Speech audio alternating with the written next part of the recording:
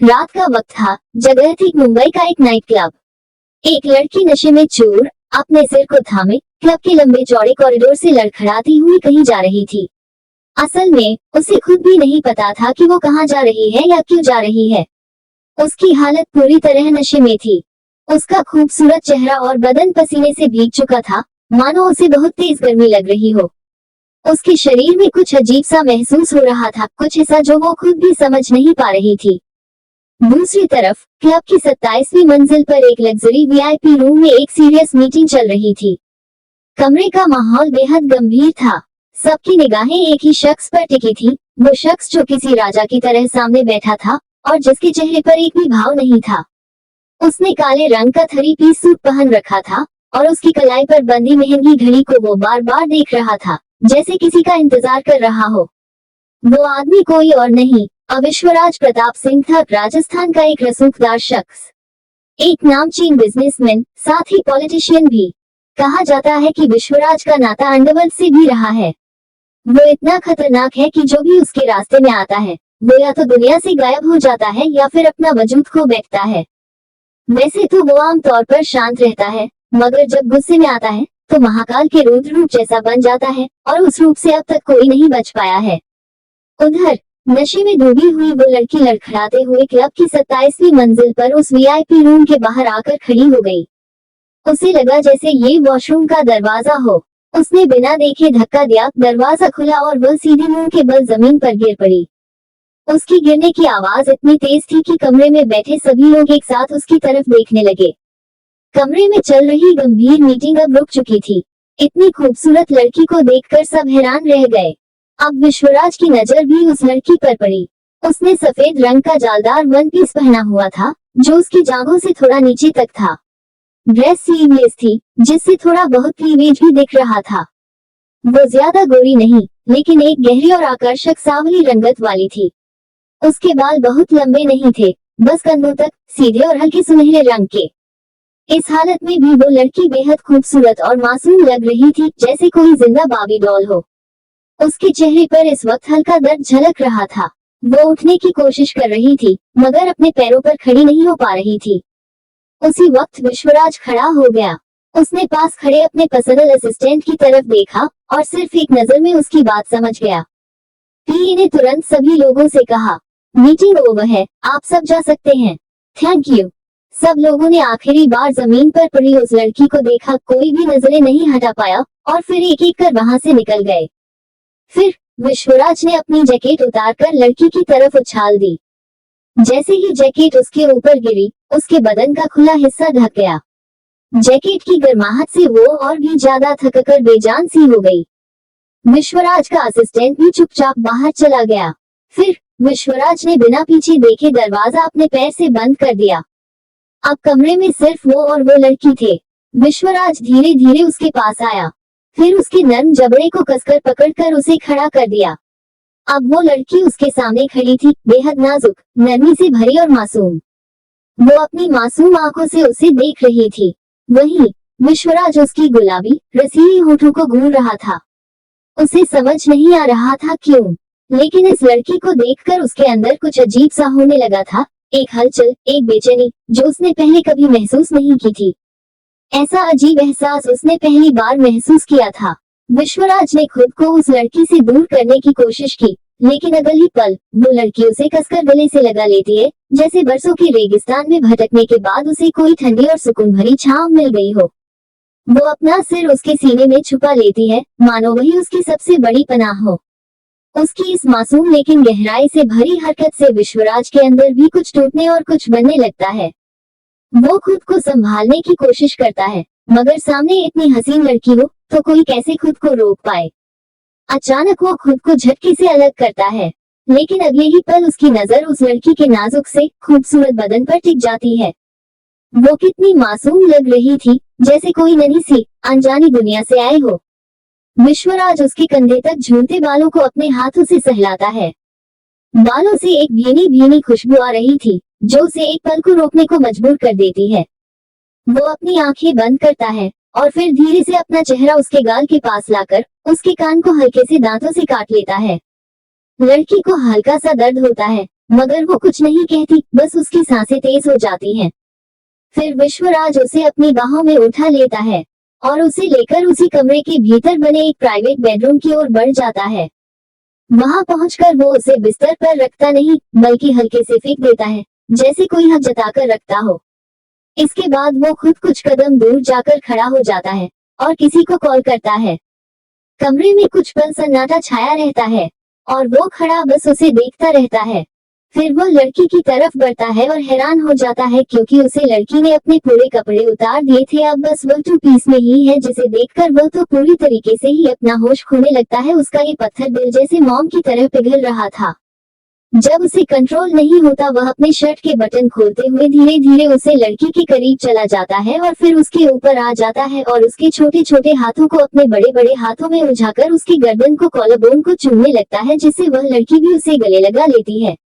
और उसे लड़की को खुद को ऐसे गले लगाता देखकर विश्वराज की हिम्मत और बढ़ जाता है, क्योंकि यह लड़की उसका साथ दे रही थी। शायद इस लड़की को भी यही चाहिए। वह एकदम से लड़की को पलट देता है और उसके ब्रा को खोल देता है और उसके खुले पीठ को चूमने लगता है। वही वह लड़की भी अब और पसीने में भीग रही थी। अब उसे और कुछ चाहिए जो बस यही आदमी उसे दे सकता है। वह अपनी धुंधली आंखों से इस आदमी को देख रही थी। वही वह आदमी उसके एक पैर को पकड़ के अपने कमर से लपेट लेता है और फिर उसके सीने को चूमने लगता है। उसे थोड़ा दर्द भी हो रहा था अपने सीने में, वह गहरी गहरी सांस ले रही थी। उसे काफी दर्द हो रहा है। एकदम से वह आदमी उसे छोड़ देता है और अपना बेल्ट खोलने लगता है। वह धुंधली आंखों से उसे आदमी को देख रही थी। ऐसा करते हुए वह आदमी अपना बेल्ट खोल देता है और फिर धीरे धीरे वह उसे लड़की के लोअर इनर को भी उतार देता है और फिर उसके ऊपर लेट जाता है और उसके होठों को चूमने लगता है। ना जाने कब से वह उसके होठों को चूमना चाहता था। वह उसके होठों को चूमते हुए उसके जांघों पर हाथ फेर रहा था। फिर एकदम से उसे लड़की को दर्द होने लगता है और उसके मुंह से एक जोरदार चीख निकल जाता है और वह उसे आदमी को अपने ऊपर से हटाने की कोशिश करता है। असल में वह आदमी पूरा उसमें समा गया था, जिस वजह से उसे इतना दर्द हो रहा है। वह लड़की अब रोने लगी थी, लेकिन वह आदमी उसे बिल्कुल नहीं छोड़ता। वह अपनी मनमानी करता रहता है। वह शायद भूल गया था कि वह इंसान है, वह जानवर जैसा बिहेव कर रहा था। पूरी रात वह उसके छोड़ना नहीं अपनी मनमानी करता है और वह लड़की बस चुपचाप बर्दाश्त कर रही थी। उसे न जाने क्यों ये दर्द भी अच्छा लग रहा था। तकरीबन 4 घंटे तक काफी बुरी तरीके से इंटीमेट होने के बाद वह आदमी उसे छोड़ता है और फिर उसके बगल में लेट जाता है उसे बाहों में लेकर, और थकान की वजह से कब वह सो जाता है उसे पता भी नहीं चलता। अगले दिन सुबह के करीब 5:30 बजे वह आदमी उठ गया था। उठते ही उसने अपने पास लेटी हुई लड़की की तरफ देखा। उसके हाथों और बिस्तर पर खून के निशान थे। लड़की के चेहरे पर दर्द साफ दिखाई दे रहा था। वो बहुत तकलीफ में थी। वह कुछ देर तक उसके मासूम और खूबसूरत चेहरे को देखता रहा। उसकी उम्र का अंदाजा लगाने लगा। शायद 19 या 20 साल की रही होगी। काफी कम उम्र की थी वो। वह धीरे से अपना हाथ बढ़ाकर उसके होठों को छूता है। उसके नर्म होठों को कुछ देर महसूस करता है। उसका मन फिर से कुछ शुरू करने का करने लगा, और जैसा वो सोच रहा था, वह फिर से लड़की के ऊपर झुक गया। वह उसके होठों को चूमने ही वाला था कि तभी अचानक उसका फोन बज उठा। फोन की आवाज सुनकर वह एकदम होश में आ गया। तुरंत लड़की से दूर हटकर उसने फोन उठाया। दूसरी तरफ से कोई कुछ बोल रहा था, जिसे सुनकर वह गुस्से में बोला, आ रहा हूँ मैं। इतना कहकर वह उठकर वॉशरूम में चला गया। वहां से फ्रेश होकर उसने होटल से चेकआउट किया और फिर अपने प्राइवेट जेट में बैठकर राजस्थान के लिए रवाना हो गया। 2 घंटे बाद धीरे धीरे उस लड़की की आंखें खुलती हैं। वह दर्द से कराहते हुए अपने पेट पर हाथ रखती है। उसके पूरे शरीर में असहनीय पीड़ा हो रही थी, खासकर उसकी लोअर बॉडी में। वह दर्द के कारण उठ भी नहीं पा रही थी। उसका शरीर बहुत भारी लग रहा था, जैसे जान ही नहीं बची हो। एकदम से वह आंखें खोलती है और महसूस करती है कि ये दर्द सामान्य नहीं है। उसे बहुत अजीब लग रहा था, जैसे कुछ भयानक हो गया हो। फिर भी वह हिम्मत करके उठ बैठती है और अपनी हालत पर नजर डालती है। उसके शरीर पर जगह जगह दांतों के गहरे निशान थे। सारे कपड़े नीचे फर्श पर बिखरे हुए थे और उसके शरीर पर बस एक सफेद चादर पड़ी थी। वह अपने बालों को पीछे करती है, सिर थाम कर सहम जाती है और कहती है, ये क्या हो गया। अब वह पूरी तरह से घबरा गई थी। उसे समझ नहीं आ रहा था कि क्या करे, कहाँ जाए। उसकी नजर बिस्तर पर पड़ी खून की बूंदों पर जाती है। वह नीचे देखती है और डर के मारे अपनी आंखें कसकर बंद कर लेती है। उसकी आंखों से 2 आंसू टपक जाते हैं। अब उसे सब समझ आ गया था उसके साथ क्या हुआ है। कल की धुंधली यादें उसकी आंखों के सामने तैरने लगती हैं। अगले दिन, मुस्कान, आज मेरा बर्थडे है, तू आ रही है ना? वरना याद रख, तेरी ये मुस्कान मुझसे छीनने में देर नहीं लगेगी। फोन के इस मजाकिया लेकिन जिद भरे लहजे को सुनकर मुस्कान, जो लैपटॉप पर काम कर रही थी, फोन कान पर लगाकर बोली, अरे बाबा, बोल तो रही हूँ, कोशिश करूंगी। कितना सारा काम पड़ा है और तू बार बार परेशान कर रही है। एक नॉर्मल बर्थडे पार्टी ही तो है। ये सुनते ही फोन पर मौजूद लड़की गुस्से से बोली, ये मेरे बॉयफ्रेंड का बर्थडे है और तुझे ये। मुस्कान ने बात काटते हुए चिढ़ते हुए कहा, तेरे बॉयफ्रेंड का बर्थडे है, तेरा नहीं।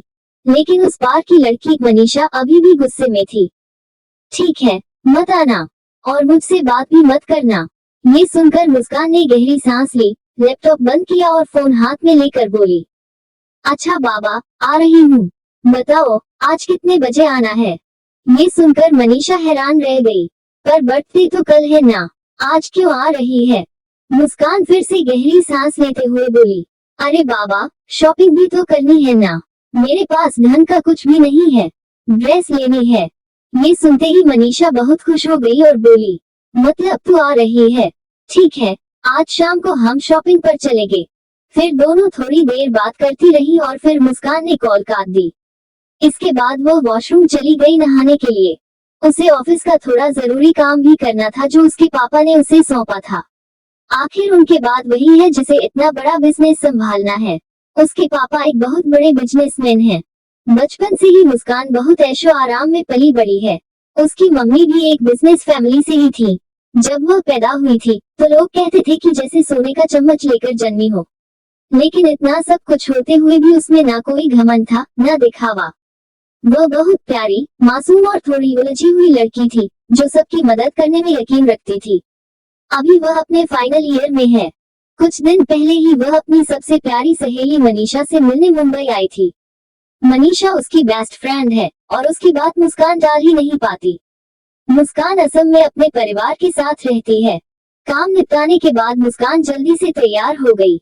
उसने एक स्लीवलेस कुर्ती और नीली डेनिम जीन्स पहन ली थी। बाल कंधे तक खुले छोड़े थे। चेहरे पर मेकअप बिल्कुल नहीं था, बस एक काली बिंदी और आंखों में हल्का सा काजल। इस सादगी में भी वह बेहद खूबसूरत लग रही थी। उस वक्त सूरज ढल रहा था। मुस्कान का घर समुद्र के पास था, इसलिए बालकनी से ही सुंदर सा सनसेट दिख रहा था। सनसेट की सुनहरी रोशनी मुस्कान पर पड़ रही थी, जिससे उसका रंग और भी निखर कर आ रहा था। वह बिल्कुल सोने की तरह चमक रही थी। कोई भी अगर उसे एक बार देख ले तो नजरें हटाना मुश्किल हो जाए। फिर वह अपना पर्स उठाती है, फोन लेती है और घर से निकल जाती है, ड्राइवर के साथ। उसके पीछे 2-3 गाड़ियां और चल रही थी, बॉडीगार्ड्स की। मुस्कान को इसके बारे में कोई जानकारी नहीं थी, क्योंकि उसके पापा ने ये सुरक्षा उसके लिए चुपचाप रखवाई थी, बिना उसे बताए। कुछ ही देर में मुस्कान मुंबई के सबसे लग्जरी मॉल के बाहर खड़ी थी। तभी उसने देखा कि मनीषा किसी से फोन पर बात कर रही है। वह मुस्कान को देखते ही मुस्कुराई। मुस्कान उसके पास आए और बोली, कोई और भी आने वाला है क्या? मनीषा ने थोड़ा परेशान होकर कहा, हाँ, आ रही है। मैंने बताया था नाटिया के बारे में, मेरी कजिन है। मम्मी ने जबरदस्ती उसे भी भेज दिया। मैं अकेले आना चाहती थी, लेकिन मम्मी नहीं मानी। अभी पता नहीं वो कहाँ है, पर आ रही है। तभी एक 16-17 साल की लड़की भागते हुए उनके पास आती है। उसके हाथ में बर्गर और कोल्ड ड्रिंक थे। वो खाते हुए मुस्कुराती है और कहती है, मुझे बहुत भूख लग रही थी इंतजार करते करते, इसलिए मैं चली गई थी अपने लिए कुछ लेने। आप दोनों खाओगे?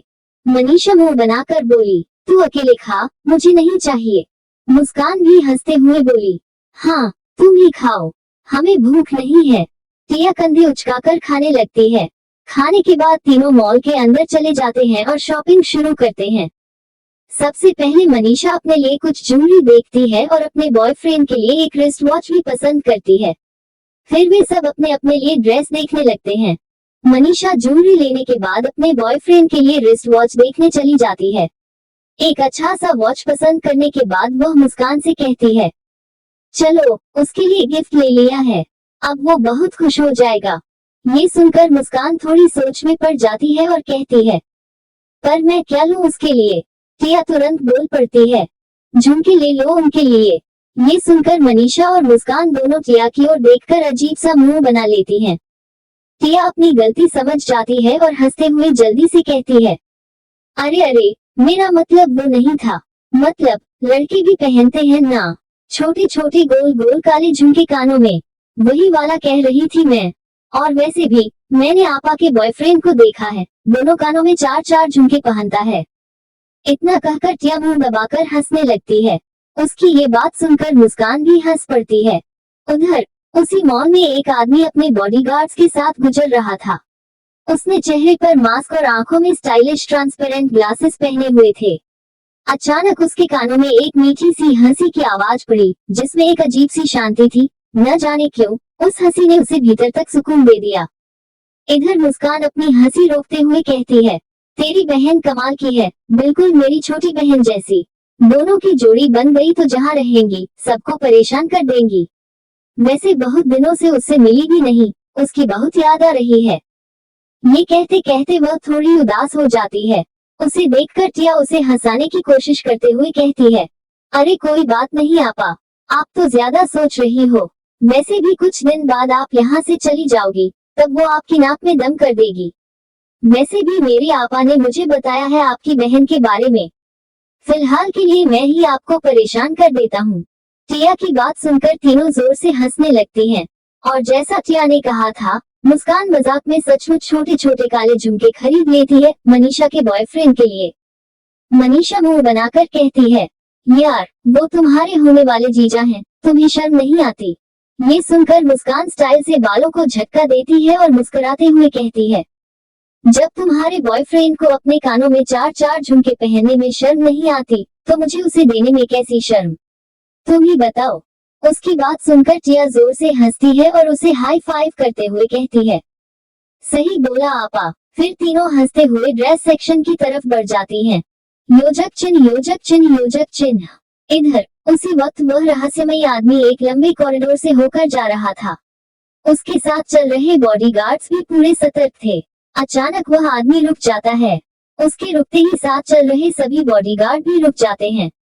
अचानक उस आदमी ने बेहद फुर्ती से अपनी जैकेट से बंदूक निकाली और बिना एक पल गनवाए सामने फायर कर दिया। दीवार के पास छिपे दो आदमी गोली लगते ही मुंह के बल जमीन पर गिर पड़े।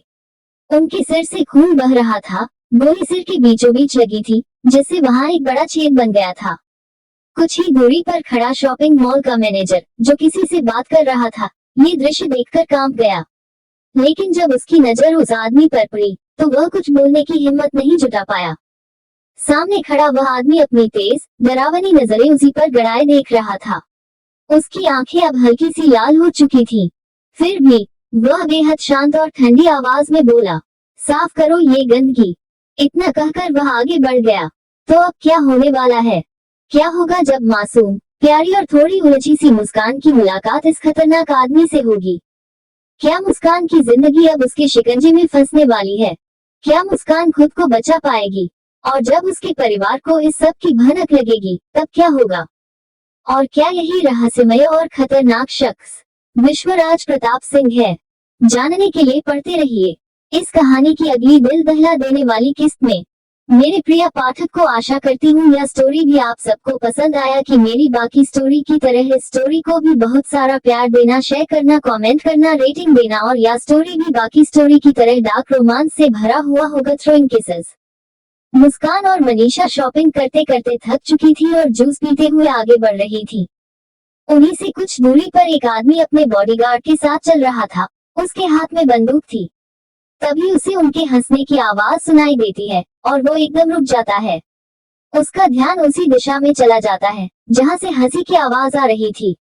टिया अपने फोन में देखते हुए मुस्कान और मनीषा से कहती है, आपा सुनो, क्या तुम दोनों ने उन जल्लादों के बारे में सुना है? ये सुनकर मुस्कान हैरानी से पूछती है, मतलब? टिया अपना फोन उनकी तरफ बढ़ाते हुए कहती है, ये देखो, ये है माफिया गैंग डीआर यानी डाक किंग, अंधेरे का बादशाह। ये लोग किसी जल्लाद से कम नहीं है, बल्कि जल्लाद ही हैं। ये खबर कल की ही है। ये लोग हमारे मुंबई में आ गए हैं और इन्होंने खुले बाजार में कई लोगों को बहुत बेरहमी से मार डाला। इनका डर इतना फैल गया है कि जिस रास्ते से ये गुजरते हैं वहां से लोग खुद ही हट जाते हैं। मुझे बहुत डर लगता है इनसे, सबको लगता है, पूरी दुनिया इन्हें जानती है। इतना कहते कहते वे तीनों लिफ्ट में आ जाती हैं, लेकिन उन्हें इस बात का जरा भी अंदाजा नहीं था कि कोई उनसे पहले ही लिफ्ट में आ चुका था और अब ठीक उनके पीछे खड़ा था। मुस्कान को धीरे धीरे ये एहसास होने लगता है कि कोई है, कोई जो बहुत देर से उन्हें अपनी खतरनाक आंखों से घूर रहा है, उनका पीछा कर रहा है। मुस्कान लापरवाही से बोली, पहली बात तो ये कि वो लोग हमें डराना चाहते हैं, और अगर हम डर गए तो वही तो वो चाहते हैं। लेकिन अगर हम डरेंगे ही नहीं तो उनका डर भी नहीं चलेगा। वो सब कुछ सिर्फ लोगों को डराने के लिए कर रहे हैं, और जब तक हमने उनका कुछ बिगाड़ा नहीं है तब तक हमें किसी इंसान से डरने की जरूरत नहीं है। हमारा उनसे कोई लेना देना नहीं है। जिनका लेना देना है उन्हें डरना चाहिए। ना तो वो कभी हमारे सामने आएंगे और ना हम उनके सामने जाएंगे। इसलिए ये सब बातें छोड़ो और शॉपिंग पर ध्यान दो। उनकी दुनिया और हमारी दुनिया बहुत अलग है। ये बात सुनकर उनके पीछे खड़ा आदमी बहुत धीमी आवाज में बड़बड़ाता है, रिडिक्यूलस, बकवास। इतना कहने के बाद उसकी नजर मुस्कान के पास खड़ी एक लड़की पर पड़ती है। उस लड़की ने एक ऐसी कुर्ती पहनी होती है जिसका बैक थोड़ा गहरा था, जिससे उसकी गर्दन और पीठ साफ दिख रही थी। वो उस लड़की को गौर से देखने लगता है, लेकिन उसे इस तरह की लड़कियां बिल्कुल पसंद नहीं होती जो खुलेआम अपना शरीर दिखाएं। वह अपना चेहरा दूसरी तरफ घुमा लेता है।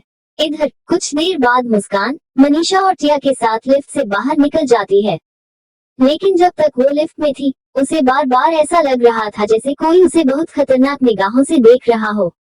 उसके शरीर से पसीना छूट रहा था, दिल बहुत तेज धड़क रहा था, उसे बहुत अजीब और डरावना सा महसूस हो रहा था। फिर भी वह अपनी बेचैनी को नजरअंदाज करते हुए ड्रेस देखने चली जाती है। उसे एक सफेद रंग का वन पीस फ्रॉक पसंद आता है, जिसे पहनकर वह बिल्कुल किसी राजकुमारी जैसी लग रही थी। इसके बाद वे सब शॉपिंग करके घर लौट जाते हैं। अगले दिन शाम को मुंबई के एक लग्जरी क्लब में पार्टी चल रही थी। मनीषा पहले से ही वहां पहुंच चुकी थी। मुस्कान मनीषा को ढूंढते हुए क्लब में जा रही थी, तभी गलती से वही एक लड़के से टकरा जाती है। वो लड़का मुस्कान को पहली ही नजर में पसंद कर लेता है। मुस्कान थी ही इतनी खूबसूरत और उस सफेद ड्रेस में बेहद हॉट लग रही थी, कोई भी लड़का उसकी तरफ खींचा चला आता। वो लड़का कुछ कहने ही वाला था कि मुस्कान बिना कुछ बोले अपना सामान उठाती है और सामने खड़ी मनीषा के पास जाकर उसके बॉयफ्रेंड को एक गिफ्ट पकड़ाते हुए कहती है, ये लो, ये तुम्हारे बर्थडे का गिफ्ट है, और हाँ, हैप्पी बर्थडे। ये सुनकर मनीषा का बॉयफ्रेंड गिफ्ट हाथ में लेकर मुस्कुराता है और कहता है, वाकई तुम्हारी दोस्त तो बहुत प्यारी है, तो यही है मेरी सौतन। मनीषा हंसते हुए जवाब देती है, हाँ, ये तुमसे भी ज्यादा इम्पोर्टेंट है मेरे लिए। तुम्हें छोड़ सकती हूँ पर इसे नहीं। ये कहकर वह जोर से हंसने लगती है। उसकी बात सुनकर राहुल मनीषा का बॉयफ्रेंड मजाकिया अंदाज में झूमते हुए कहता है, मुझे इससे बहुत जलन हो रही है। खैर, अब देखता हूँ आपने मुझे क्या गिफ्ट दिया है। ये कहते हुए वह बॉक्स खोलता है और जैसे ही अंदर देखता है वह हैरान रह जाता है। वही मुस्कान और मनीषा की हंसी छूट जाती है। राहुल एक गहरी सांस लेकर मुस्कुराते हुए कहता है, अब तक जिंदगी में बहुत महंगे गिफ्ट मिले हैं, लेकिन ऐसा गिफ्ट पहली बार मिला है। ये कहकर वह बॉक्स से छोटे छोटे झुमके निकालता है जो कुछ कुछ लड़कों वाले स्टाइल में थे। मुस्कान अपनी हंसी रोकते हुए कहती है, अरे तुम तो वैसे भी अपने कान में चार चार झुमके पहनकर घूमते हो, तो मैंने सोचा एक गिफ्ट मैं भी दे दूं। वैसे भी मुस्कान श्रीवास्तव कभी किसी को ऐसा गिफ्ट नहीं देती जो सब पहले ही दे चुके हों। कुछ यूनिक तो होना ही चाहिए, है ना? राहुल झुमकों को ध्यान से देखते हुए मुस्कुराता है और कहता है, थोड़ा ज्यादा ही यूनिक है, लेकिन मुझे बहुत पसंद आया, बहुत प्यार है इसमें। ये सुनकर मुस्कान एटीट्यूड के साथ अपने छोटे बालों को सामने की ओर झटकते हुए कहती है, 2 लाख का है तो प्यार तो होगा ही। ये कहते हुए वह पैसों का रौब झाड़ती है और आगे बढ़ जाती है। उसका ये घमंड देखकर राहुल को काफी गुस्सा आता है, लेकिन वह मनीषा के सामने कुछ जाहिर नहीं करता, बस मुस्कुराकर कहता है, तुम्हारी ये सहेली थोड़ी पागल है। तभी वही वो लड़का जो कुछ देर पहले मुस्कान से टकराया था राहुल के पास आता है और उसके कंधे पर हाथ रखकर धीमे से पूछता है, भाई वो सुंदरी कौन थी? कितनी खूबसूरत लग रही थी यार, इस पार्टी में सबसे ज्यादा। राहुल मुस्कुराकर कहता है, अरे, मनीषा की बेस्ट फ्रेंड है। ये सुनकर वो लड़का भी मुस्कुराता है और मजाकिया अंदाज में कहता है, क्या बात है यार, एक रात के लिए मिल जाए तो कमाल हो जाए। उसकी बात सुनते ही राहुल को मुस्कान की बातें याद आ जाती हैं, कैसे उसने उसकी बेइज्जती की थी। अब राहुल अंदर से जल रहा था, इसलिए वह एटीट्यूड से जवाब देता है, अगर मैं कहूँ कि वो आज रात तेरी हो सकती है, तो तू क्या करेगा? वो लड़का चौंक कर पूछता है, सच में? राहुल हंसते हुए कहता है, चलो, मेरा बर्थडे है तो गिफ्ट में तुझे ही दे देता हूँ। ये कहकर वह अपनी जेब से एक छोटा सा पैकेट निकालता है, जिसमें सफेद पाउडर जैसा कुछ था। वह उसे लड़के के हाथ में देते हुए कहता है, ये असल में मैंने अपने लिए लाया था, पर अब तू रख ले, ये तेरे लिए इनाम है। ये सुनकर वह लड़का बहुत खुश हो जाता है। वह एक वेटर के पास जाता है और उस सफेद पाउडर को एक ड्रिंक में मिला देता है। फिर मुस्कान की ओर इशारा करते हुए वेटर से कहता है, ये ड्रिंक उस लड़की को दे देना। वही मुस्कान पहले से ही पार्टी में ड्रिंक कर रही थी, उसके लिए यह कोई नई बात नहीं थी। उसे ड्रिंक करना पसंद था और उसके विचार भी खुले थे। उसके पापा ने भी उसे बहुत प्यार और आजादी से पाला था, कभी किसी चीज के लिए रोका टोका नहीं। थोड़ी ही देर में वेटर मुस्कान के पास आता है और मुस्कान की तरफ एक गिलास बढ़ा देता है। मुस्कान बिना कुछ सोचे समझे वो गिलास उठा लेती है और पूरा ड्रिंक एक ही बार में गटक जाती है। ये देखकर राहुल और वह लड़का दोनों के चेहरे पर एक साजिश भरी मुस्कान फैल जाती है। मुस्कान कुछ देर तक तो बिल्कुल सामान्य रहती है, लेकिन धीरे धीरे उसे अजीब महसूस होने लगता है। वह अपना सिर पकड़ लेती है और लड़खड़ाते हुए आगे बढ़ने लगती है। दूसरी ओर राहुल और वो लड़का उसे ढूंढ रहे होते हैं, लेकिन उन्हें मुस्कान कहीं नजर नहीं आती क्योंकि वह लिफ्ट में चली गई थी। लिफ्ट सीधा 27वें फ्लोर पर जाकर रुकती है। उसके बाद मुस्कान को कुछ भी याद नहीं रहता। जब मुस्कान को होश आता है तो वह दर्द से आंखें बंद कर लेती है। उसके शरीर में इतना दर्द हो रहा था कि वह ठीक से चल भी नहीं पा रही थी। उसकी आंखों से आंसू ऐसे गिर रहे थे जैसे बारिश की बूंदें टपक रही हों। तभी दरवाजे पर दस्तक होती है। वह जल्दी से अपने कपड़े उठाकर पहन लेती है और दरवाजा खोलती है। सामने एक वेटर खड़ा था, जो लेमन टी और एक दवा लेकर आया था। वह दोनों चीजें कमरे में रख देता है और बिना कुछ बोले चला जाता है। मुस्कान का सिर बहुत ज्यादा चकरा रहा था, इसलिए वह जल्दी से लेमन टी पी लेती है। फिर दवा को ध्यान से देखती है, वो एक पेनकिलर थी। वह उसे खा लेती है जिससे थोड़ी राहत मिलती है। उसे अपने ही शरीर से घिन हो रही थी, खुद से नफरत हो रही थी। उसे कुछ समझ नहीं आ रहा था कि आखिर उसके साथ क्या हुआ। उसे उस आदमी का चेहरा भी याद नहीं था, कुछ भी नहीं। यही सब सोचते हुए वह अपना पर्स उठाती है और कमरे से निकल पड़ती है। लेकिन जाते जाते उसका सिर एक बार फिर थोड़ा घूमता है और उसकी आंखों के सामने किसी की पीठ की हल्की सी झलक आती है, एक बड़ी सी मोरपंख जैसी आकृति वाला टैटू। वह मन ही मन बड़बड़ाती है, टैटू वाला आदमी, मोरपंख। इतना कहकर वह अपना पर्स ठीक करती है और तेजी से कमरे से बाहर निकल जाती है। पार्किंग में जाकर अपनी गाड़ी निकालती है और घर के लिए रवाना हो जाती है। घर पहुंचकर मुस्कान करीब 2 घंटे तक वॉशरूम में बंद रहती है, जैसे खुद को बार बार धोकर फिर से शुद्ध करने की कोशिश कर रही हो। लेकिन वो जानती थी कि अब ये मुमकिन नहीं था। सब कुछ खत्म हो चुका था। किसी अनजान आदमी ने उसकी जिंदगी का वो हिस्सा छीन लिया था जिसे वो सबसे कीमती समझती थी। ये सोचकर उसका दिल और भर आता है और वो अकेले ही फूट फूट कर रोती रहती है। वो चाहकर भी किसी को नहीं बता पाती कि उसके साथ क्या हुआ। उसमें इतनी हिम्मत नहीं बची थी। काफी देर तक नहाने के बाद वो किसी तरह हिम्मत जुटाकर वॉशरूम से बाहर आती है। कपड़े बदलकर सीधे बिस्तर पर लेट जाती है। उसे समझ नहीं आ रहा था कि अब क्या करे। उसका कुछ भी खाने का मन नहीं हो रहा था। थोड़ी ही देर में थकान की वजह से उसे नींद आ जाती है और वह सो जाती है। 2 दिन बाद राजस्थान। कुंवर साहब, आप क्यों जिद कर रहे हैं? आप शादी क्यों नहीं कर लेते? दादीसा ने नाराजगी से पूछा। दादीसा, मैंने पहले ही आपको कहा था, मुझे इन सब में कोई दिलचस्पी नहीं है। मैं अभी इसके लिए तैयार नहीं हूँ। मुझे थोड़ा वक्त चाहिए। वह आदमी बहुत शांत और संयमित आवाज में जवाब देता है। तभी एक गहरी और सख्त आवाज गूंजती है। विश्वराज, हमने तुमसे पहले भी कहा है, अब तुम्हारी उम्र 30 साल हो चुकी है। अब वक्त है कि तुम शादी कर लो। ये सुनकर पास में खड़ी एक औरत बोलती है, अब तक अगर तुम्हारी शादी हो गई होती तो तुम्हारा 5 साल का बच्चा होता। तुम शादी के लिए तैयार क्यों नहीं हो कुंवर? ये सब सुनकर विश्वराज थोड़ा चिढ़ जाता है और कहता है, बाबा साहब मानसा, मैंने आप दोनों को पहले भी समझाया है, मुझे ये सब पसंद नहीं है। जब मेरा मन होगा तब करूंगा शादी। फिलहाल मुझे थोड़ा फ्रीडम चाहिए। और हाँ, जैसा कि मैंने सोचा है, अगले हफ्ते मैं मुंबई शिफ्ट हो रहा हूँ।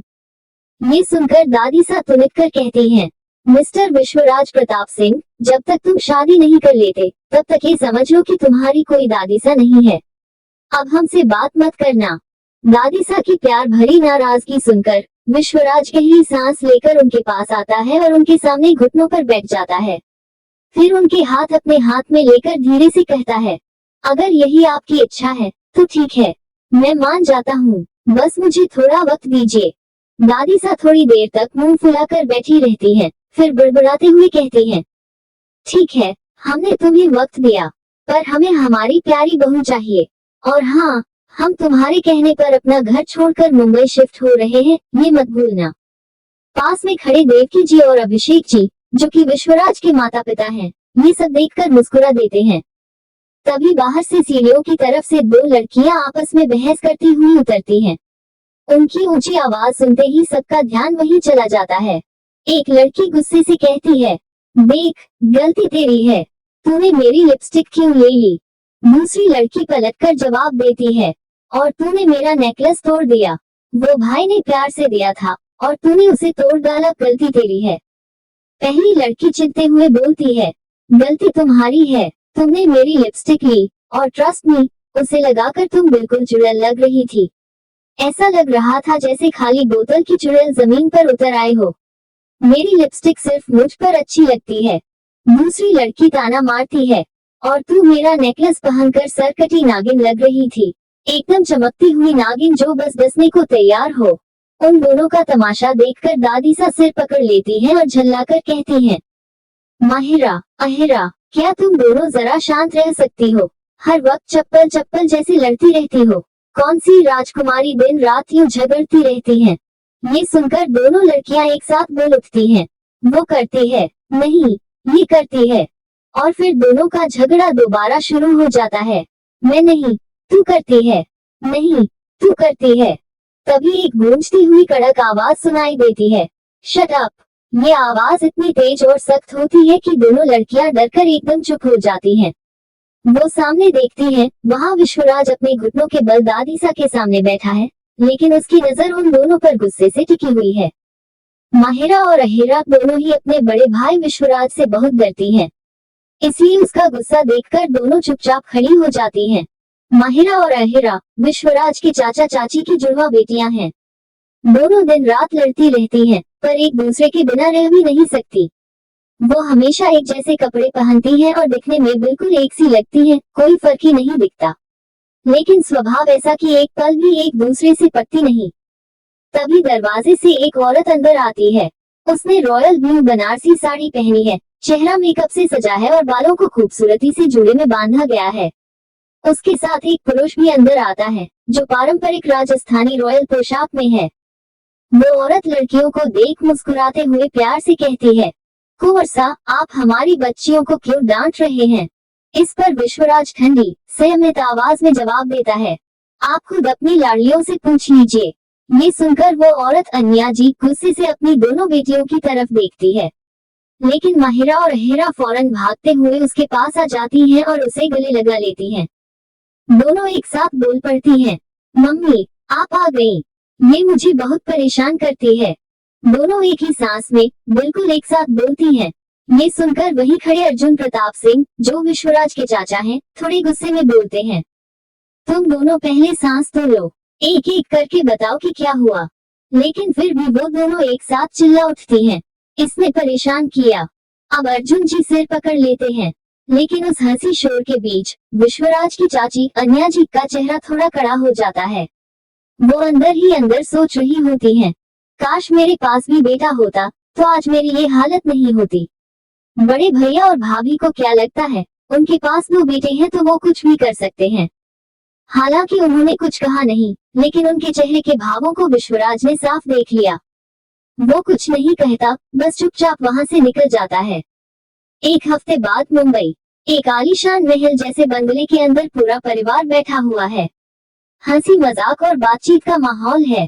तभी दादी सा मुस्कुराते हुए कहती हैं, हम बड़े कुंवर के कहने पर तो मुंबई आ गए हैं, अब हमें बहुत जल्दी एक खुशखबरी भी चाहिए। तभी एक लड़का, जिसकी उम्र करीब 24-25 साल है, सफेद शर्ट और नीली जीन्स पहने हुए, हाथ में आइसक्रीम का डब्बा लिए हुए, बड़ी मासूमियत से कहता है, खुशखबरी है, कौन माँ बनने वाला है? दादी सा, आप माँ बनने वाली हैं। ये सुनकर पूरे परिवार के लोग हैरानी से उस लड़की को देखने लगते हैं। वहीं वो लड़का बहुत उत्साहित होकर आइसक्रीम का डब्बा टेबल पर रखता है और खड़ा होकर कहता है, भगवान, कितनी बड़ी खुशखबरी है। मैं तो अपने सारे सोशल मीडिया अकाउंट्स पर ये अनाउंस कर दूंगा कि मेरी दादी माँ बनने वाली हैं। दादी, आपको किसी की नजर न लगे। ये कहकर वह झुककर दादी के सिर को चूम लेता है। उधर विश्वराज जो मुंबई शिफ्ट होने के बाद किसी जरूरी मीटिंग के लिए गया था, घर के अंदर आ रहा होता है। जैसे ही वह अपने छोटे भाई के मुंह से ये बात सुनता है, वह उसे अजीब नजरों से देखने लगता है। वह लड़का ईशान था, विश्वराज का छोटा भाई। दादी सा कुछ कहने की कोशिश करती है, लेकिन ईशान उत्साह में बोलता है, मम्मी पापा, जल्दी लड्डू लाओ, लड्डू बंटवाओ, दादी माँ बनने वाली हैं। उसी वक्त माहिरा और अहिरा आपस में झगड़ते हुए वहां पहुंचते हैं, लेकिन ये बात सुनते ही दोनों खुशी से झूम उठते हैं और एक दूसरे को गले लगाकर कहते हैं, भगवान, दादी माँ बनने वाली हैं। ये तो बहुत बड़ी खुशी है, हमारे परिवार में एक नन्हा मेहमान आने वाला है। तभी देवकी जी, जो चाय लेकर आ रही होती हैं, चौंककर दादी की ओर देखती हैं और पूछती हैं, माँ सा, ये सब क्या हो रहा है? ये सुनकर दादी सा थोड़े गुस्से में कहती हैं, क्या बात कर रहे हो ईशान, हम कैसे? उधर दादा सा विश्वराज के साथ घर के अंदर ही आ रहे होते हैं, लेकिन ये सब सुनकर वहीं रुक जाते हैं और हैरानी से अपनी पत्नी निर्मला जी की तरफ देखने लगते हैं। ईशान भागकर उनके पास आता है, उनका हाथ पकड़ता है और उछलते हुए कहता है, दादा सा, आप फिर से डैडी बनने वाले हो। हमें तो पता भी नहीं था कि आप इस उम्र में भी इतने रोमांटिक हो। आपने तो हमें फिर से खुश कर दिया। सबकी बातें सुनकर दादा सा हैरान होकर निर्मला जी की तरफ देखते हैं और कहते हैं, हाँ, मानता हूँ कि मैं रोमांटिक हूँ, लेकिन इस उम्र में मैं ये सब करूँगा क्या? क्या सच में मुझसे कोई गलती हो गई है? उनकी ये बातें सुनकर दादी सा चिढ़ते हुए और मासूमियत से कहती हैं, ऐसा कुछ नहीं है, हमने तो बस आपके बड़े बेटे से कहा था कि अब शादी कर लो, और उनका शादी करना ही हमारे लिए खुशखबरी है।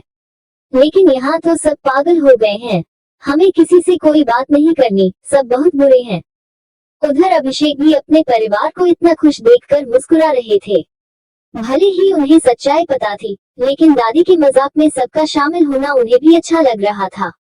विश्वराज भी कहीं न कहीं मन ही मन मुस्कुरा रहा था, लेकिन उसने अपनी भावनाएं जाहिर नहीं की। वह अपनी गंभीर और गुस्से से भरी आवाज में बोला, ईशान, ये सब क्या चल रहा है?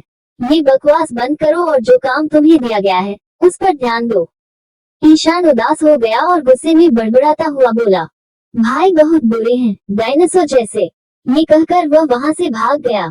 विश्वराज ने उसकी बात सुन ली और थोड़ी हैरानी से उसे जाते हुए देखता रहा। फिर एक गहरी सांस लेकर अपनी सोच में डूब गया। असल में वो लड़की ही वजह थी जिसके लिए वह वापस मुंबई आया था, वही लड़की जिसके साथ उसका एक रात का रिश्ता था। न जाने वह लड़की कहाँ गायब हो गई है। उसने उसे ढूंढने की हर कोशिश की, पूरे मुंबई में अपनी टीम को लगा दिया, लेकिन वह लड़की कहीं नहीं मिली। हफ्ता बीत गया, मगर उसका कुछ भी पता नहीं चला। अब जो गलती उससे हो गई थी, वह उसे सुधारना चाहता था, लेकिन उसके दिल में उस लड़की के लिए कोई इज्जत नहीं बची थी। जो लड़की एक होटल में मेरे साथ रात बिता सकती है, वह किसी और मर्द के साथ भी बिता सकती है। ऐसी लड़की भला अच्छी कैसे हो सकती है? उसे यही लगता था, मगर उस रात वह लड़की मासूम थी। वह उसकी पहली बार थी। ये सोचकर भी उसे गुस्सा आता कि उस लड़की ने शायद शराब पी रखी थी, और हो सकता है वह किसी और के साथ रात बिताने वाली हो, पर गलती से वह उसके साथ हो गया। अब आगे क्या होगा? क्या विश्वराज उस अनजान लड़की से शादी करेगा? क्या सच में वह लड़की विश्वराज की नजरों में इतनी गिर चुकी है कि वह उसे स्वीकार नहीं कर सकता? और वह लड़की है कौन? कहाँ चली गई है? क्या विश्वराज उसकी पहचान जान पाएगा? और क्या मुस्कान, हाँ वही लड़की, उस दर्दनाक रात को भूल पाएगी? या फिर वह रात उसकी जिंदगी का एक बुरा सपना बनकर हमेशा उसकी यादों में जिंदा रह जाएगी? जानने के लिए पढ़ते रहिए। मेरे प्यारे पाठकों, ये कहानी भी मेरी बाकी कहानियों की तरह एक डार्क रोमांस होने वाली है, इसलिए इसे बीच में छोड़िए मत, जुड़े रहिए, सपोर्ट कीजिए, कमेंट कीजिए और रेटिंग देना मत भूलिए। असम एक बड़ा सा घर था और उसी घर की छत पर एक लड़की चुपचाप खड़ी थी। वह ऊपर नीले खूबसूरत आसमान को निहार रही थी। आज आसमान कुछ खास सुंदर लग रहा था। तभी अचानक एक दूसरी लड़की दौड़ती हुई उसके पास आई और उसका हाथ पकड़कर चाहते हुए बोली, दीदी दीदी, सुनो सुनो, नीचे आपकी शादी की बात चल रही है। बहुत जल्द आपकी डोली उठने वाली है और फिर आपका कैमरा, आपकी सारी चीजें, सब कुछ मेरा हो जाएगा। ये कहकर वह खिलखिलाकर हंसने लगी। उसकी बात सुनकर वह लड़की मुस्कान चौंक गई। उसने हैरानी से पूछा, क्या मतलब? फिर से बोलो, मेरे रिश्ते की बात, क्या मतलब? वह लड़की मुस्कान का सिर पकड़कर हिलाती हुई बोली, ओ दीदी, आप तो कुछ समझती ही नहीं। आपके रिश्ते की बात चल रही है, वो भी हुकुमसा के साथ। वो कोई आम इंसान नहीं है, राजस्थान के शाही खानदान से है। मुस्कान ये सब सुनकर झुंझला गई। उसने कड़वाहट से कहा, बस करो काव्या, बकवास मत करो और जाओ यहाँ से, मुझे अकेला छोड़ दो। ये कहकर मुस्कान गुस्से में मुंह फेरकर दूसरी तरफ देखने लगी। काव्या, जो मिठाई खाते खाते आई थी, दीदी की बात सुनकर मुंह फुलाकर बोली, पिछले एक हफ्ते से दीदी को क्या हो गया है? पहले तो बिल्कुल नॉर्मल रहती थी और अब देखो तो जैसे बिल्कुल बदल गई है। ये कहकर काव्या नीचे चली जाती है। उसके जाते ही मुस्कान एक गहरी सांस लेती है और खुद से बुदबुदाती है, ये सब मेरे साथ क्या हो रहा है? मुझे कुछ भी समझ नहीं आ रहा। मैं क्या करूं? मैं किस मुसीबत में फंस गई हूँ? उसके दिमाग में रात की घटनाएं घूमने लगती हैं। वो रात, वो आदमी कौन था? उसने मेरे साथ वो सब क्यों किया? मैं नशे में थी, लेकिन वो तो पूरी तरह होश में था। फिर उसने ऐसा क्यों किया? सब कुछ बर्बाद कर दिया उसने।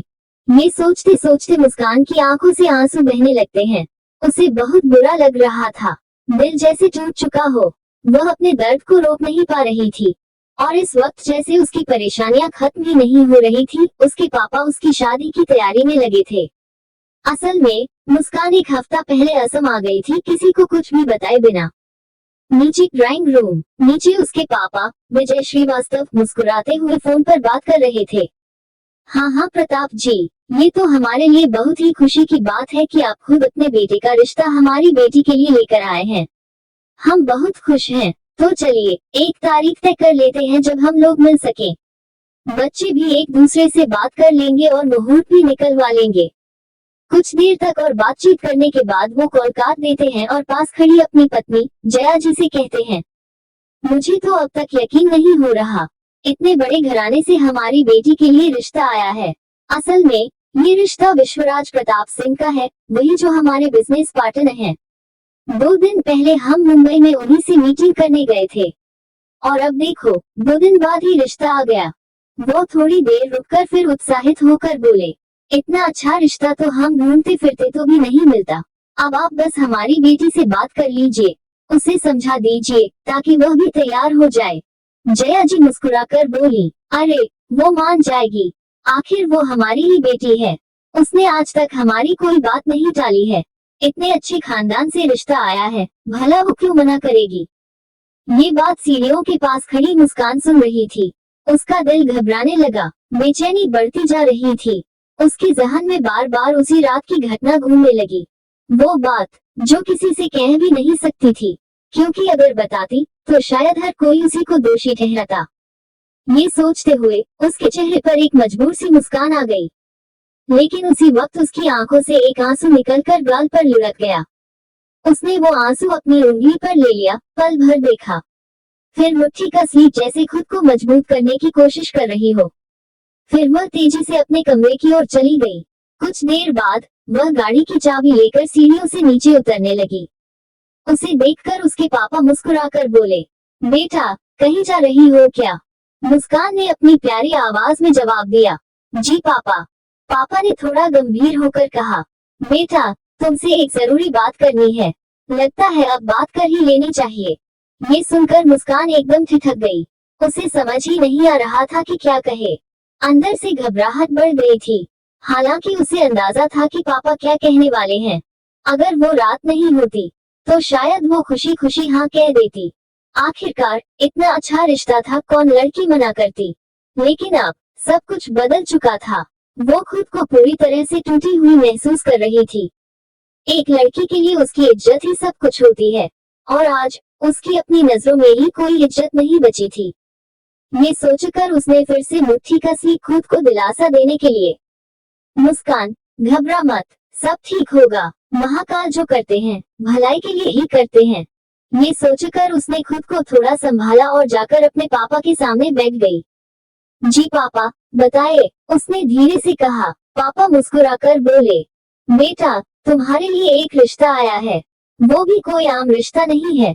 याद है 2 दिन पहले मैंने कहा था कि मुझे एक मीटिंग के लिए मुंबई जाना है। वो मीटिंग विश्वराज प्रताप सिंह के साथ थी। रिश्ता भी उन्हीं के घर से आया है, और सबसे खास बात, रिश्ता खुद उन्हीं का है। अब बस तेरी हाँ का इंतजार है। अगर तू मान जाए तो हम उनसे बात पक्की कर लेंगे। पहले सगाई फिर शादी। ये कहते कहते उनके स्वर में भावुकता आ गई। मुस्कान ये सब सुनकर अंदर से टूट गई, लेकिन इतनी हिम्मत उसमें नहीं बची थी कि वो साफ इनकार कर सके। उसने सिर झुका लिया और धीरे से कहा, पापा, आपकी जैसी मर्जी, आप जो चाहें वही होगा। आपकी हाँ ही मेरी हाँ है। इतना कहकर वो तुरंत खड़ी हुई और बिना किसी की तरफ देखे वहां से भाग गई। उसे रोकने की किसी को समझ तक नहीं आई। उसे यूं भागते देखकर कव्य ने मुस्कुरा कर कहा, पापा, दीदी शायद शर्मा गई हैं। ये सुनकर विजय जी हंसते हुए बोले, सच में, ये लड़की भी ना। तभी जया जी भी वहां आ गई और मुस्कुराकर पूछने लगी, क्या उसने हाँ कह दिया? विजय जी खुशी से बोले, हाँ, उसने हाँ कह दी। मैं तो बहुत खुश हूँ, मेरी बच्ची ने हाँ कह दी। शाम का समय था। असम की एक शांत वीरान सी सड़क पर धूप की आखिरी किरणें मुस्कान के चेहरे पर पड़ रही थी, लेकिन उसके चेहरे पर कोई चमक नहीं थी। उसका चेहरा बिल्कुल सूना था, आंखें लाल थी। बीती रात की सच्चाई अब भी उसके सीने में तीर की तरह चुभ रही थी। वो बस यूं ही चलती जा रही थी, बिना किसी मंजिल के। सिर झुका हुआ, आंखों से आंसू बह रहे थे, लेकिन चेहरे पर कोई भाव नहीं थे। जैसे उसके भीतर की सारी भावनाएं, सारी चेतना कोई छीन ले गया हो। सब कुछ खत्म हो गया, अब मेरे पास क्या बचा? ये शब्द मुस्कान के मन में बार बार गूंज रहे थे। उसके कदम खुद ब खुद आगे बढ़ते जा रहे थे, जैसे वो अपने बस में ही न हो, किसी और की पकड़ में हो। तभी एक मोड़ पर अचानक एक औरत दौड़ती हुई दिखाई दी। उसने अपनी गोद में एक छोटा बच्चा उठा रखा था और बुरी तरह घबराई हुई इधर उधर देखती भाग रही थी। और उसके पीछे 3 आदमी, काले कपड़ों में लिपटे हुए, चेहरे नकाब से ढके, हाथों में बंदूकें लिए हुए। मुस्कान एकदम रुक जाती है। उसकी आंखें हैरानी और डर से फैल जाती हैं। वो उस औरत का कांपता चेहरा देखती है और उसके बच्चे की चीख सुनती है, मम्मा, मम्मा, बचाओ। एक पल के लिए मुस्कान पूरी तरह सुन्न हो जाती है। फिर अगले ही पल उसका दिल जोर जोर से धड़कने लगता है। नहीं, अब और किसी मासूम के साथ ऐसा नहीं होने दूंगी। ये सोचते ही वह तेजी से उस औरत की तरफ दौड़ पड़ती है। इधर आओ, वह उस औरत का हाथ पकड़कर धीरे से कहती है। औरत उसकी तरफ देखती है, डरी हुई, थकी, हौंफती हुई, और बिना कुछ बोले उसकी तरफ भाग आती है। मुस्कान उसका हाथ पकड़कर उसे अपनी कार के पीछे छिपा देती है।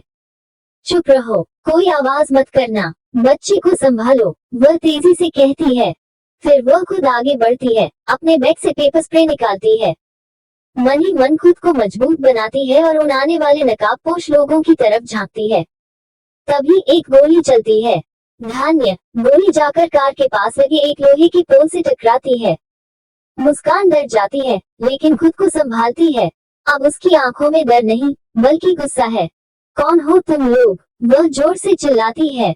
एक आदमी मुस्कान की ओर इशारा करते हुए बोला, साइड हो जा लड़की, ये हमारा मामला है, बीच में मत पड़।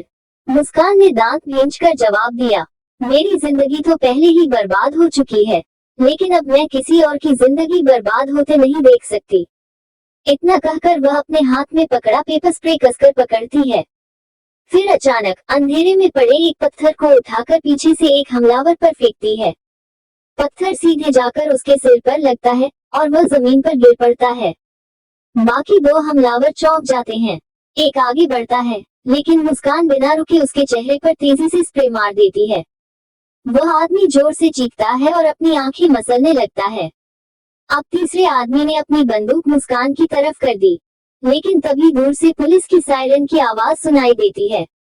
वो वो वो सायरन की आवाज सुनते ही तीसरा आदमी घबरा जाता है।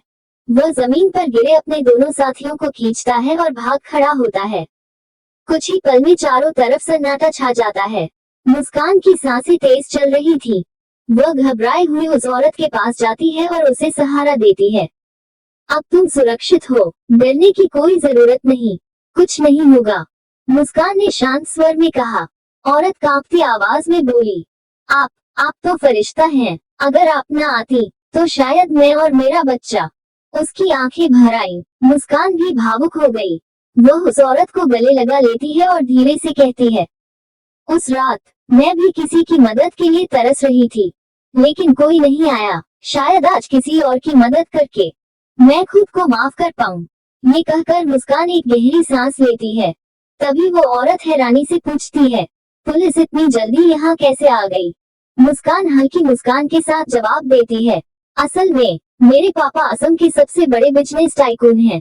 पुलिस तो उनके कहने पर एक इशारे में पहुंच जाती है। मैंने चुपके से बस एक मैसेज किया था और पुलिस आ गई। इसके बाद मुस्कान और वो औरत अपने बच्चे के साथ पुलिस स्टेशन पहुंचते हैं। वो औरत एक बेंच पर बैठकर पानी पी रही थी, जबकि उसका बच्चा मुस्कान की गोद में था। बच्चा बेहद खूबसूरत था, गोरा रंग, गहरी नीली आंखें, काले खड़े खड़े से बाल। उसने काली शर्ट और काली पैंट पहन रखी थी। उन्हें देखकर ही साफ लग रहा था कि ये दोनों किसी अमीर और रॉयल परिवार से हैं। पानी पीने के बाद वो औरत मुस्कान की तरफ देखकर बोली, क्या आप मुझे अपना फोन देंगी? मुझे अपने पति को खबर देनी है कि मैं और मेरा बच्चा सुरक्षित हैं। उसने ये कहा ही था कि तभी बाहर अचानक कई गाड़ियां आकर रुकती हैं और पुलिस स्टेशन के बाहर एक प्राइवेट जेट भी लैंड करता है। उधर मुस्कान का फोन बजने लगता है। उसने देखा उसके पापा का कॉल था। वह बच्चे को धीरे से अपनी गोद से उतारती है और फोन पर बात करने के लिए बाहर निकल जाती है।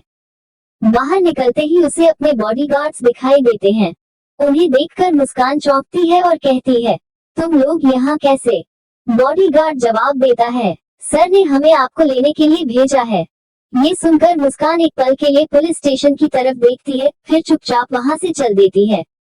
योजक चिन्ह योजक चिन्ह योजक चिन्ह। उधर प्राइवेट जेट से एक रहस्यमय आदमी उतरता है। उसने काला थ्री पीस सूट पहन रखा था, चेहरे पर मास्क था और हाथों में दस्ताने। उसका अंदाज बेहद सख्त और डरावना था। उसके कदम भारी थे और उसकी मौजूदगी से एक अजीब सन्नाटा फैल गया। वह आदमी जितना डरावना था उतना ही जबरदस्त आकर्षक भी। सभी बॉडीगार्ड एक तरफ हट जाते हैं और उसे रास्ता देते हैं। वो सीधा पुलिस स्टेशन के अंदर चला जाता है। जैसे ही वो अंदर पहुंचता है, वो औरत उसे देखकर खुशी से भर उठती है। वो दौड़ते हुए उसके सीने से लिपट जाती है और रोते हुए कहती है, भैया आप आ गए। मुझे तो पता भी नहीं था कि वो लोग हमारा पीछा करते करते यहाँ तक पहुँच जाएंगे। अद्विक जी ने कहा था कि मैं बाहर न निकलूं, लेकिन मैं बच्चे को लेकर बाहर चली गई और वो लोग हमारे पीछे पड़ गए। भाई मुझे बहुत डर लग रहा है। अगर वो लड़की, वो प्यारी सी लड़की न होती तो शायद आज वो रुक जाती है। उसकी आवाज भर आई थी। उस आदमी ने उसके गाल पर हाथ रखा और स्नेह से कहा, कुछ नहीं होगा तुम्हें। बताओ वो लड़की कौन थी और अब कहाँ है? उसी वक्त वो बच्चा धीरे से आकर उसके पैर से लिपट गया और मासूमियत से बोला, मामू मामू। ये सुनकर वो आदमी झुककर बच्चे को गोद में उठा लेता है। बच्चा उत्सुकता में उसका मास्क खींच देता है और तब सामने आता है उस रहस्यमयी आदमी का चेहरा। वो और कोई नहीं बल्कि खुद विश्वराज प्रताप सिंह है। और वो औरत उनकी छोटी बहन नयनतारा, जो अपने पति और बेटे के साथ असम घूमने आई थी। लेकिन तभी दुश्मनों ने उन पर हमला कर दिया था। उसी समय पुलिस स्टेशन के बाहर और गाड़ियां आकर रुकती हैं। एक और आदमी तेजी से उतरता है, बिजनेस सूट में, चेहरा घबराया हुआ। वह सीधे पुलिस स्टेशन के अंदर आता है और सामने का नजारा देखकर घबरा जाता है। नयनतारा तुम ठीक हो ना? और मेरा बच्चा? वो ठीक है। इतना कहते हुए अद्विक दौड़ता है, बच्चे को विश्वराज की गोद से लगभग झपट कर अपने पास ले लेता है। फिर गुस्से से विश्वराज की ओर देखकर कहता है, ये सब तुमने करवाया है ना? बदला लेने के लिए क्या तुम्हें शर्म नहीं आती? अपनी ही बहन को खतरे में डाल दिया सिर्फ इसलिए कि तुम्हें अपनी ताकत दिखानी थी। विश्वराज ये सब सुनकर बिल्कुल शांत रहते हैं, फिर अपनी गंभीर और संयमित आवाज में कहते हैं, क्या तुम सबको अपने जैसा ही समझते हो अद्वैत? सब तुम्हारे जैसे नहीं होते, और अब तो हमें तुम पर बिल्कुल भी भरोसा नहीं रहा कि तुम हमारी बहन की सुरक्षा कर भी सकते हो या नहीं। अपने भाई और पति के बीच ये बहस देखकर नयनतारा बीच में आ जाती है। वो दोनों की ओर देखती है और थकी हुई आवाज में कहती है, आप दोनों प्लीज शांत हो जाए। अद्वैत जी, भाई ने हमला नहीं करवाया है, वो हमसे नाराज जरूर हैं, लेकिन ऐसा सोच भी नहीं सकते कि हमें नुकसान पहुंचाएं। अब ये सब कहना बंद करिए, हम बहुत थक चुके हैं और डरे हुए भी हैं, कृपया हमें घर ले चलिए। ये कहते हुए वो धीरे से सिर झुका लेती है। योजक चिन्ह, योजक चिन्ह, योजक चिन्ह। असल में 5 साल पहले नयनतारा ने अद्वैत से प्यार किया और परिवार की मर्जी के खिलाफ जाकर शादी कर ली थी। इसी वजह से परिवार ने उससे रिश्ता तोड़ लिया था। तभी से नयनतारा की जिंदगी परिवार से अलग हो गई थी और बहुत कम लोगों को ही पता था कि वो कहाँ है, कैसी है। हालांकि इन सब के बावजूद उसका अपने भाई विश्वराज से कुछ कुछ संपर्क बना रहता था, क्योंकि वे दोनों सिर्फ भाई बहन नहीं बल्कि जुड़वा थे। योजक चिन्ह, योजक चिन्ह, योजक चिन्ह। इन सारे भावनात्मक पलों और तनाव के बीच सबके जहन से एक नाम धीरे धीरे निकलने लगता है, मुस्कान, जो इस पूरे हादसे की असली नायिका थी, लेकिन अब जैसे किसी को याद ही नहीं रही थी। कुछ देर बाद तारों से भरे शांत आसमान के नीचे एक कार के बोनट पर लेटा हुआ विश्वराज अपने हाथ में एक फोटो थामे हुए था। वो फोटो किसी और की नहीं बल्कि मुस्कान की थी। उसमें मुस्कान ने काले रंग का पटियाला सूट पहन रखा था, बाल खुले हुए थे और कान के पास एक लाल गुलाब खोंचा हुआ था। उसके चेहरे पर एक हल्की लाली थी, वो बेहद खूबसूरत लग रही थी। विश्वराज उस फोटो को अपनी उंगली से धीरे धीरे छूता है और बेहद कड़वी आवाज में कहता है, कितनों को फंसाया होगा तुमने अपनी इसी खूबसूरती से। तुम्हें लगता है मैं भी बाकियों की तरह तुम्हारी इस अदाओं में उलझ जाऊंगा? कभी नहीं। तुम अपने हुस्न का इस्तेमाल करके लोगों को बर्बाद करती हो। तुम और तुम्हारा वो बाप, जब बातों से काम नहीं बना तो सीधे तुम्हें मेरे बेडरूम में भेज दिया। कितनी गिर चुकी हो तुम। कुछ पल के लिए वो चुप हो जाता है, फिर उसकी आवाज और भी जहरीली हो जाती है, लेकिन मैं तुम्हारे जाल में नहीं फंसने वाला। ये शादी बस नाम की होगी, एक सौदा। तुम्हारे लिए ये शादी बर्बादी बनकर आएगी। मैं तुम्हें पूरी तरह तोड़ दूंगा। तुम जैसी नीच लड़की को मैं अपनी जिम्मेदारी कभी नहीं मानूंगा। फिर गहरी सांस लेकर बोलता है, मुझे तुमसे नफरत है, और अब तो खुद से भी नफरत होने लगी है कि उस रात मैं तुम्हारे करीब गया। जो नहीं होना चाहिए था वो हो गया, और उसकी वजह सिर्फ तुम हो। इतना कहकर वह गुस्से से उस तस्वीर को मुट्ठी में मसल देता है, फिर जेब से लाइटर निकालता है और उस फोटो में आग लगा देता है, जैसे वह कोई तस्वीर नहीं बल्कि खुद मुस्कान को जला रहा हो, अपने मन की पूरी नफरत उस आग में झोंकते हुए। दूसरी ओर मासूम सी मुस्कान इस सच्चाई से पूरी तरह अनजान थी कि कहीं कोई उसके लिए दिल में नफरत पाले बैठा है, कोई ऐसा जो उसे बर्बाद करने की कसम खा चुका है। वो तो बस अपने मम्मी पापा के साथ हंसते हुए बातें कर रही थी। उसके माता पिता बहुत खुश थे, उनकी बेटी की शादी होने जा रही थी, ये सोचकर उनकी आंखों में सपने थे। लेकिन मुस्कान के मन में अजीब सी बेचैनी थी, एक अनकहा डर जो उसे अंदर ही अंदर खा रहा था। उसे खुद समझ नहीं आ रहा था कि ये बेचैनी क्यों हो रही है, लेकिन एक बात वो साफ महसूस कर पा रही थी, ये शादी उसके लिए सही नहीं है। ये शादी उसके लिए खतरनाक है। उधर दूसरी तरफ जब विश्वराज तस्वीर जला रहा होता है तो गुस्से और घृणा से भरे लहजे में कहता है, ये तो बस एक तस्वीर है, एक दिन तुम्हें भी ऐसे ही जलाऊंगा। हर रात तुम्हारी ये खूबसूरती जलती रहेगी, जिस तरह तुमने मेरी जिंदगी को राख कर दिया। अब तुम्हारे चेहरे से मुस्कान छीनने की जिम्मेदारी मेरी है, मुस्कान। ये कहते ही वो गुस्से में कार को एक जोरदार लात मारता है। तो अब सवाल ये है, अब आगे क्या होने वाला है? जब मुस्कान को पता चलेगा कि विश्वराज उसके लिए क्या सोचता है, क्या वो खुद को संभाल पाएगी? क्या विश्वराज की नफरत के पीछे की गलतफहमियां कभी साफ हो पाएंगी? क्या मुस्कान खुद को निर्दोष साबित कर पाएगी? और क्या कभी विश्वराज को ये सच्चाई पता चलेगी कि उसकी बहन को बचाने वाली कोई और नहीं बल्कि वही मुस्कान थी? क्या सच में विश्वराज मुस्कान की मुस्कान छीन लेगा? जानने के लिए कहानी पढ़ते रहिए। तो मेरे प्यारे पाठकों, आपको ये कहानी कैसी लग रही है? कमेंट करके जरूर बताएं। मुझे पता है कि यह कहानी बाकी कहानियों से अलग और खास है और आप सबको भी यह उतनी ही पसंद आ रही है। आपका प्यार और सपोर्ट बहुत मायने रखता है। जुड़े रहिए क्योंकि आगे इसमें डार्क रोमांस की जबरदस्त परतें खुलने वाली हैं। और मुझे पूरा यकीन है, जैसे मुझे डार्क रोमांस पसंद है, वैसे ही आप सबको भी होगा। 2 दिन बाद श्रीवास्तव निवास। सुबह का सुनहरा सूरज धीरे धीरे आसमान को रोशन कर रहा था।